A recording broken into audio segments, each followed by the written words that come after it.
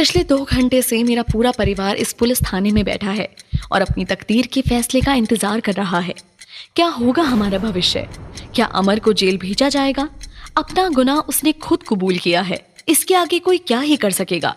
अमर को बचाना अब नामुमकिन था, फिर भी मैं यहाँ बैठी हूँ हर सच का सामना करने।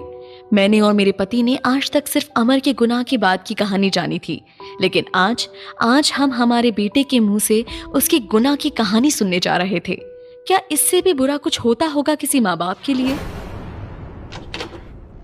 ले, तेरा बिस्किट आ गया, अब खा और सब कुछ सच सच बताना। सच ही बोलूंगा ना, झूठ नहीं बोलता मैं कभी। पूछ लो मेरी माँ से, हमेशा सच बोलता हूँ। अमरजीत की बात सुनकर इंस्पेक्टर ने मेरी तरफ ऐसी नजरों से देखा जैसे वो मुझे ही उसके गुनाहों का जिम्मेदार ठहरा रहा हो। पर अमरजीत सच में कभी झूठ नहीं बोलता था। जब भी मैंने उससे पूछा उसने सच ही बताया है। बस वो सच बहुत ही भयानक होता था, लेकिन उससे भी खौफनाक था उस सच को परत दर परत खुलते देखना। चल बेटा, शुरू हो जा। बता, पहली लड़की को कैसे मारा? जोर से उसका गला दबाया। वो छटपटा रही थी, फिर सो गई। वो मर गई थी तो उसका सिर क्यों फोड़ा? क्योंकि खून नहीं निकला था ना, मुझे खून देखना था, लाल लाल खून। मेरे चारों तरफ खौफ से भरे चेहरे थे। इन पुलिस वालों का कातिलों से तो हर दिन का मेल था, लेकिन इस तरह से अपने गुनाहों को हंसते हुए मान लेने वाला कातिल शायद उन्होंने पहली बार देखा था। वो भी महज 8 साल का लड़का। जिस उम्र में साइकिल से गिरकर बच्चे रो देते हैं, उस उम्र में अमर को खून बहता देख मजा आता था। खून देखना था? खून क्यों देखना था तुझे? आपको नहीं मजा आता? मुझे तो बहुत मजा आता है खून देखकर। मैं दिखाऊं आपको? और ये कहते ही अमर ने टेबल पे रखी ऑल पेन उठाई और उस कांस्टेबल के हाथ में जोर से चुबा दी। कांस्टेबल जोर से चीखा। जिस ताकत से अमरजीत ने उस कांस्टेबल को पेन चुभोया था, उसकी उंगली से थोड़ा सा खून निकल आया और खून देखते ही अमर की आंखों में जो चमक आई, उसने वहां खड़े हर शख्स का दिल धक से रह गया।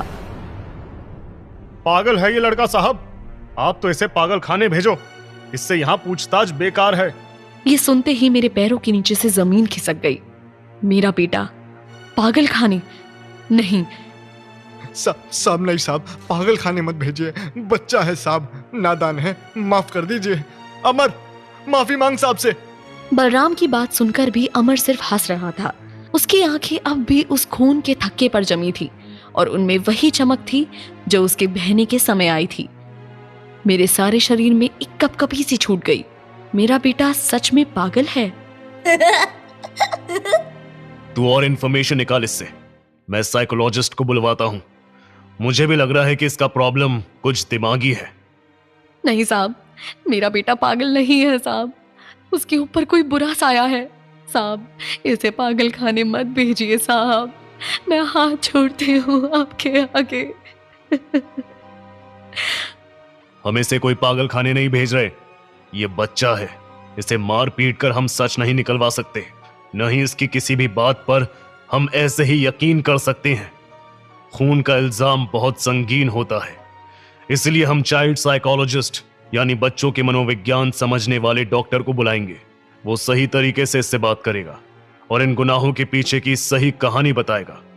अगर 8 साल का बच्चा इतना संगीन जुर्म कर रहा है तो उसके पीछे कोई दिमागी दिक्कत तो जरूर है, और इसे ही पुख्ता करने के लिए हम साइकोलॉजिस्ट को बुला रहे हैं। इंस्पेक्टर ने हमें समझा तो दिया, लेकिन मेरा दिल अब भी अपने बेटे की पागल खाने जाने की बात से परेशान हो रहा था। मेरा बेटा बस भटक गया है, वो पागल तो नहीं है। अगर इसे पागल खाने भेज दिया तो मेरा बेचारा बेटा उन पागलों के बीच कैसे रहेगा? जब तुम लोगों को इसके कारनामे पता थे तो तुमने पुलिस को खबर क्यों नहीं की? तुम्हारे घर की 2 बेटियों के खून के बाद भी तुमने इसकी कोई शिकायत नहीं की। अगर तभी कर देते तो आज खुशबू जिंदा होती। साहब माफ कर दो हमें साहब, औलाद के मोह में अंधे हो गए थे हम। साहब जाने दो हमें साहब, बच्चा है साहब, जाने दो। बलराम भी अपने बच्चे के लिए इंस्पेक्टर साहब से मिन्नतें कर रहे थे, लेकिन वहां मौजूद हर शख्स जानता था कि अमर का छूटना अब मुश्किल है। उस थाने में मेरा दम घुट रहा था। मैं उठकर वहां से जाना चाहती थी, लेकिन मेरा मन गवाही नहीं दे रहा था कि मैं अपने बच्चे को एक पल के लिए भी अपनी नजरों से दूर करूं।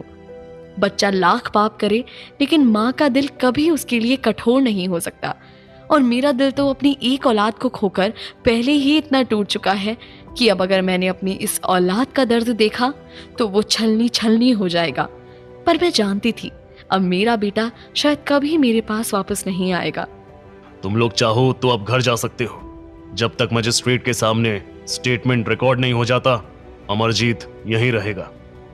नहीं साहब, इतना छोटा बच्चा रात भर यहाँ कैसे रहेगा? उसे भूख लगेगी साहब, और वो सो भी नहीं पाएगा यहाँ। उसे आदत नहीं है घर के अलावा कहीं भी सोने की। तुम्हारा छोटा बच्चा एक कातिल है, और कोई ऐसा वैसा कातिल नहीं, सीरियल किलर है, सीरियल किलर। उसका मानसिक संतुलन ठीक नहीं है, हम उसे नहीं छोड़ सकते। अभी जाओ यहां से, सुबह साइकोलॉजिस्ट आएगा, तब मैं तुम लोगों को बुलवा लूंगा। और इतना कहकर इंस्पेक्टर ने हमें बाहर का रास्ता दिखा दिया। लेकिन हमारा बेटा अब भी अंदर था। उसे जेल में बंद नहीं किया गया था, लेकिन था वो अपराधियों के बीच। ऊपर से पुलिस उसे पागल करार दे रही थी। ऐसे में कोई भी माँ कैसे अपने बच्चे को छोड़कर जा सकती थी? मैं भी नहीं गई, बाहर ही बैठ गई एक नई सुबह की आस में। सुबह करीब 8 बजे पुलिस थाने में एक नई गाड़ी आई।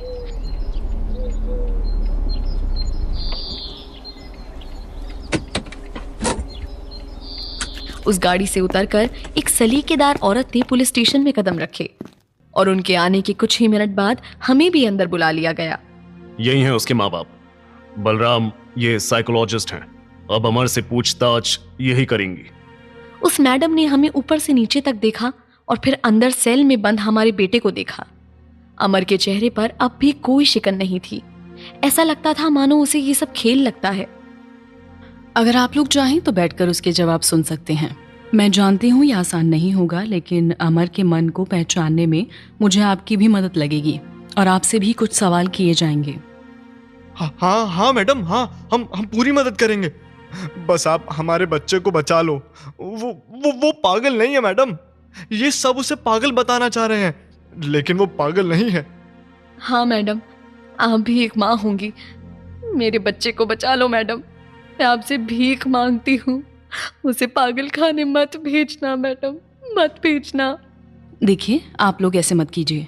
अमर ने अपना गुनाह खुद कबूल किया है, लेकिन ये सब उसने क्यों किया है, मैं बस इसकी तह तक पहुंचने के लिए आई हूँ। और कोई भी आपके बच्चे को पागल खाने नहीं भेज रहा है। आप प्लीज ये सब ना करें और अमर के दिमाग को समझने में मेरी मदद करें। इतना कहकर वो मैडम सीधे अमर के पास गई।